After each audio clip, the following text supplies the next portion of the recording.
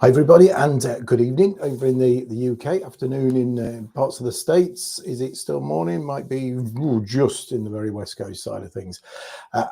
I'm Steve Woods, hypnotist, here live today to do some Q&A around better sleep. Apologies, a few minutes late as well. I wasn't quite able to get on quite on time, but here we are now. So the WhatsApp is floating across the bottom of the screen there. Feel free to WhatsApp through any questions. I am monitoring the comments, hopefully, if I should see the comments, if anything comes through, and hopefully you can all hear me okay. So not done one of these on a Saturday before, no idea whether we'll get many, if anybody coming along live, but I've had a few people send me through questions that they're not able to get on live to actually ask as well. And as I say, today is more around sleep anyway than general hypnosis. So dive through some of these questions, and that'll give me the opportunity to talk a bit more about how hypnosis helps with sleep. First question is, what exactly is hypnosis, which we generally get for most of these, and how does it work to improve sleep, which is definitely relevant. So hypnosis is about getting to that inner part of the mind, that subconscious part of the mind. It's about changing habits, changing behaviors, because we focus on the negatives. The protection part of the mind is that part of the mind that causes the stress, maybe the anxiety around sleep, which of course makes sleep even worse then, because we're worrying about sleep, we're worrying about what we've got to do the next day. So we get more stress, get more tense of an evening, or whenever it is appropriate time for you to go to sleep. Of course, you might be a shift worker, and that on its own can cause problems, of course, as well, with stress, with noise that shouldn't be there and things. So hypnosis is about changing, first of all, that habit. So it's giving that inner part of your mind, the bit that isn't the filter. So the conscious is that critical filter, that critical faculty. I like to think of it like this. That's the bit that decides what gets through. And what does get through can become a habit. It can become a new behavior. But of course, most of the time it's filtering and going, how can just imagining changing things make a difference?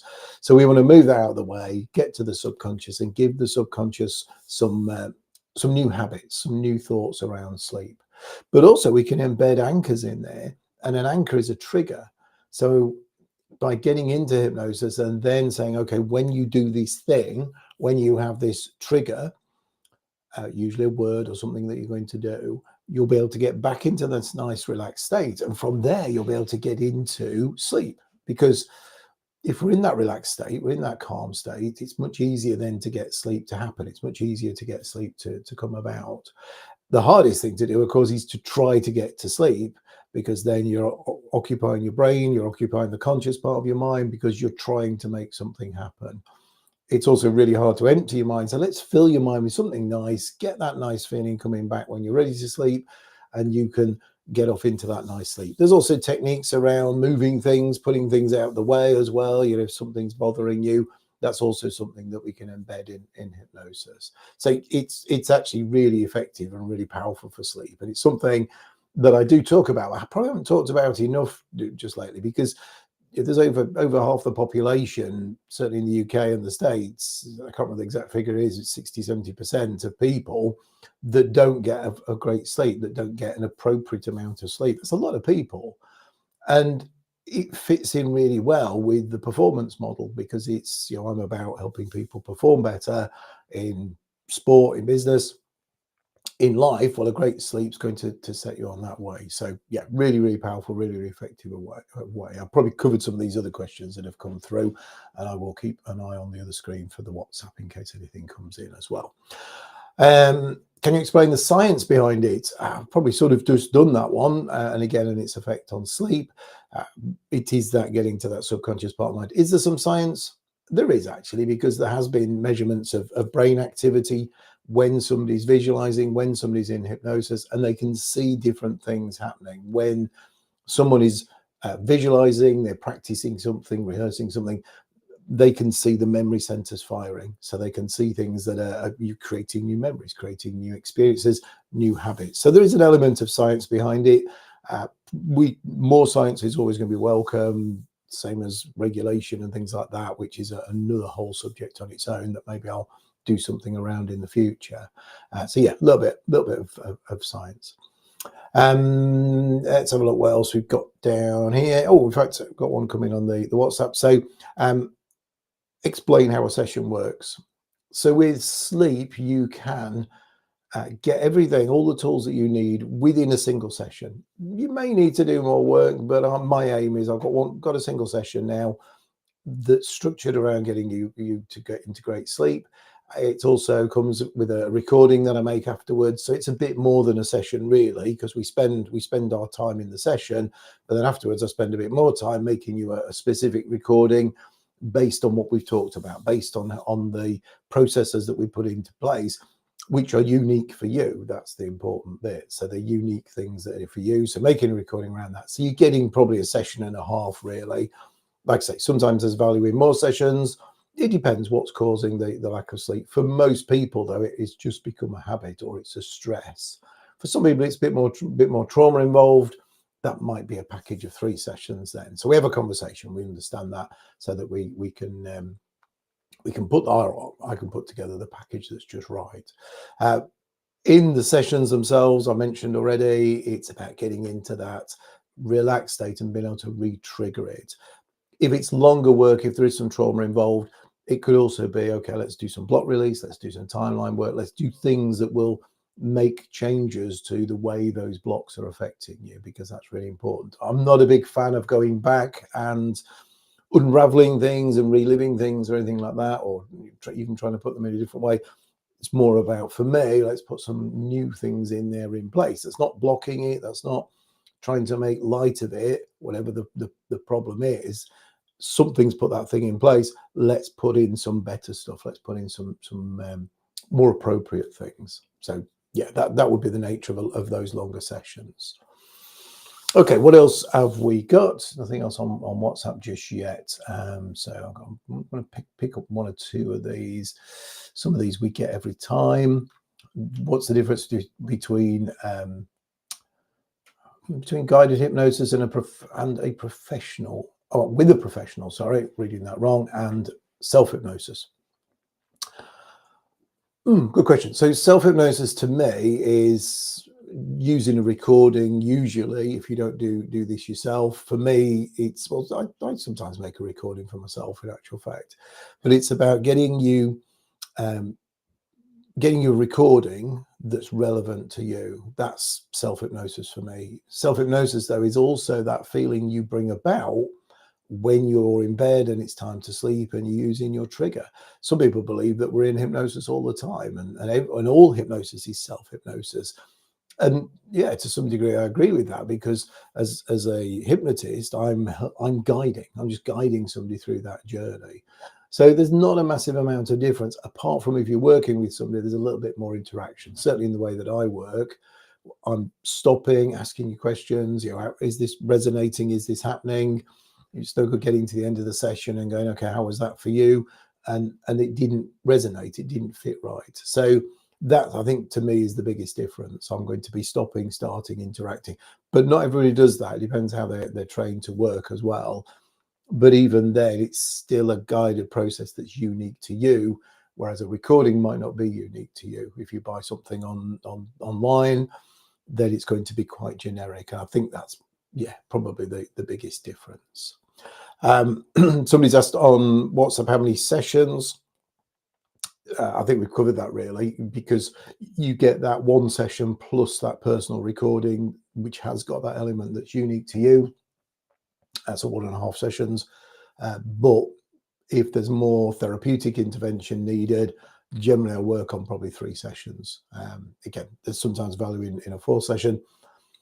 My belief is that if we were to say, oh, just keep working till you're fixed, till you've sorted that thing out, actually, the subconscious mind's got no goals. It's got no, oh yeah, I've got this time frame to work in. So I like to work on a package. I like to work and say, okay, we've had a conversation. We know what we're going to be doing.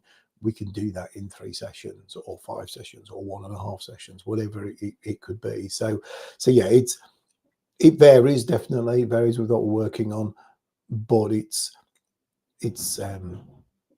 I was going to say, yeah, it's getting that end point. It's going, okay, this is the time scale we've got to work in.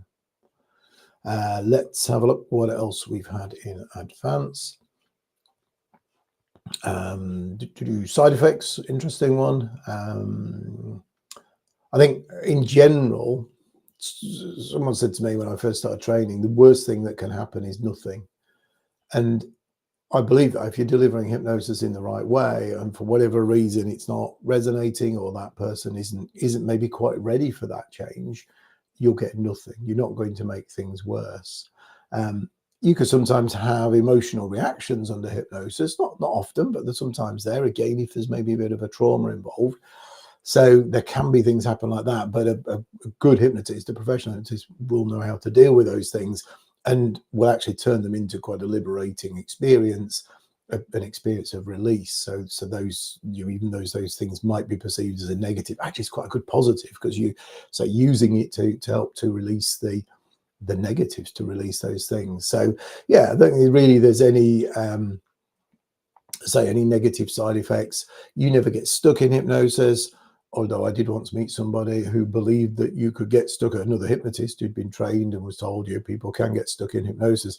If I'm in the middle of a hypnosis session and I just stop doing it, or the internet breaks, if it's an online session, then what's going to happen is that person will come out of hypnosis, because you never lose awareness.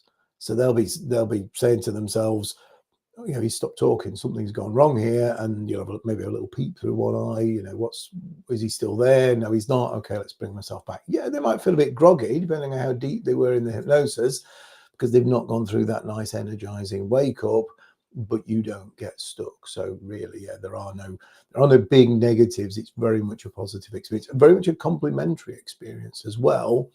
One of the common things I get, I don't think it's come through as a question this time, is if I'm having medication for something, how does hypnosis fit in with that? And you can enhance medication.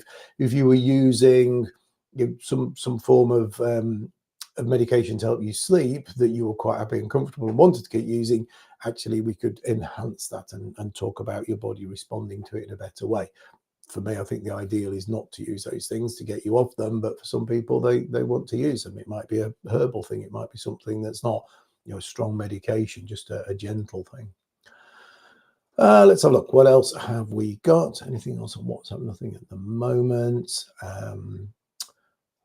Chronic insomnia. Can it help? Can it be effective with chronic insomnia? Yeah, absolutely. Even if there is an underlying issue, if there is an underlying medical issue, then there is a conversation around that, because we've got to make sure that everything's been explored medically first. That's a really important thing. If the doctor's saying there is nothing wrong, if there's no reason for you not to sleep, you are just not sleeping, then that's the time when hypnosis can be involved. But for most people, most of the people I see around sleep, it's not chronic. It is they just don't sleep very well. Either something disturbs them, they get off to sleep, and it wakes them in the night. Something wakes them in the night. It could even be childcare. It could be caring that you've got to do in the night that you wake up and do, and then struggle to get back to sleep as well. So there can be all sorts of reasons why. The hypnosis, from my point of view, is let's embed a trigger, let's embed something in there that's going to allow you to get back to sleep. So should something wake you, again, that anchor, that thing to use, or of course it's this is how we're going to get you into sleep. Because either way, even if something wakes you, actually you're in a better state because you've used these techniques. I'm just getting time, 14 minutes already. Goodness, let's have another couple more of these and then we'll probably call it a night. Let's check. There's a few of these to have a look at, but I want to something that's so there's a couple of these good ones here. How do you determine if someone is a good candidate for hypnosis as a sleep aid? I think this is for anybody who's having hypnosis. My belief is everyone can be hypnotized. Some people take longer than others, absolutely. What I'm looking for, though, is that they want to make the change. And maybe a bit controversial, but some people don't.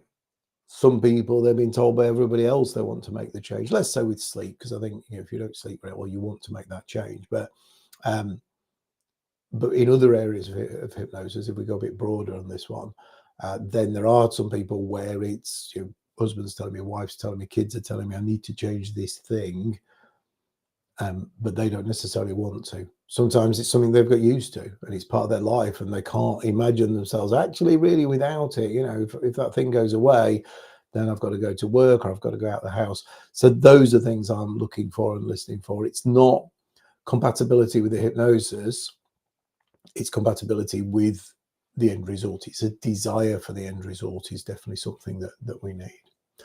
There was another one I spotted down here.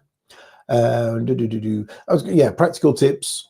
Interesting one because it's nothing to do with sleep really. Practical tips to prepare for a first hypnosis session. So that's an interesting one. Pretty much all my work is online, so you just need to be sitting. Headphones are good. If you've got some headphones, it keeps out any background noise, but once you become very focused on what I'm talking about anyway, actually the headphones aren't essential, but they are useful to have, no doubt. Like I say, if there's any distractions, any noises around, the reality is if there's sounds around you that you're used to, you know, other people in the rest of the house, actually that's not going to disturb you. If I hear them, it might disturb me, but it's not going to disturb you because you know what they are. Years ago, I worked with somebody and they've got a couple of big dogs, and I was back in the days of mobile, going to people's homes, and he said, "Oh, put these dogs in the lounge or wherever, but in another room anyway." And about 10-15 minutes into doing the hypnosis, these dogs started howling away. You know, they were almost singing a song. Then they stopped, and then they started about 5-10 minutes later. So in the end, I got the guy to open his eyes and have they bothering you? And he said, "Oh, they do it all the time. Whenever we shut them out of the room, that's what they do." So it didn't bother him at all. It disturbed me and my thought process because it made me jump every time they did it. But it doesn't bother you. So there's not a lot to do. I do prefer people sitting, even though we're talking about sleep in this instance, because I don't want you to go to sleep, and it is a deeply relaxing experience. So let's keep you sitting. Let's be not maybe quite as comfortable as you could be, because that way you're more focused, and that's what hypnosis is. Certainly to me, it's a high focus. It's a high focus on whatever we're working on at that moment. Excuse me. Okay, so where are we? 17 minutes. I think we've had plenty of time. I've already mentioned, actually, I've just seen one on so can hypnosis be integrated with other treatments? I've already covered that really when I've talked about it being complementary. I think for better sleep though, it doesn't need to be combined. I think that's really important. So I'm talking to my phone then, talking to the WhatsApp message. So it doesn't need to be combined, but it could be. If you're having, acupuncture or some other therapy around the reason why you're not sleeping, then the hypnosis can add those tools in there to actually get you to sleep. The other therapy can still be dealing with the trauma and the issues. The hypnosis can be made to work in such a way that it will complement what else you're doing as well. So that's quite possible in anything, whether it's sleep or not. So yes, it can be combined. It can be integrated, was the word I think was on here. Yeah, integrated with those other methods. Okay, I think that's enough for this evening or this day, whatever time you're watching this. Of course, I think that gives us enough to go through. I'll do another one of these next week around something, maybe around that. Complementary of other things, or maybe more around the actual processes, unless although when you're watching this, if you're watching this on the replay, feel free to drop me a message or put a comment in about a subject you want me to talk about and answer questions about, or send me some questions over. Bear in mind this is going out to I think 4 different platforms, this one, so I don't always see the comments. Just bear it in mind. I haven't seen anything come up directly on here. So a couple of 3 WhatsApps have come in while we've been doing this. But yeah, I don't always see those. So best bet is to direct message me, or if you're watching this YouTube or somewhere, then drop onto Facebook. I'm at Steve Hypnosis on Facebook on there. Or you can still WhatsApp me on that number. That number's available all the time on there. I was going to just put quickly something else on the screen if I can find it. No, I can't find it. Why can't I find it? There we go. I'm just going to pop that on there, he says. That's up at the top there. Hopefully there's nothing covering that up. I do the free strategy session. So if you're interested in finding out more about how hypnosis works, you can jump on that. You can scan that QR code, or if you go to strategy steve-woods.com. You will find that there, or if I bring up changes to that one at the bottom there, that's the web address. So if you go onto that web address, then you'll find there's a link on there for a strategy session. A strategy session is a conversation. It's just a conversation for us to both learn more about, me learn about what you want to achieve, you to learn more about hypnosis. Hopefully if you watch this, you understood some more about it. And then from there, we can work out whether or not it's right for you. And if so, this is the package. This is how we can do it. So yeah, feel free. You can also message me through that page as well. There's an online form there. So if you did want to get in touch, it's also a great way to get in touch. Otherwise, thank you very much. Thanks for the questions that came in ahead. Thanks for the questions that have come in as well while we've been live. Look forward to seeing you for the next one. Have a great rest of the weekend, again, depending on when you're watching this. But take care and bye for now.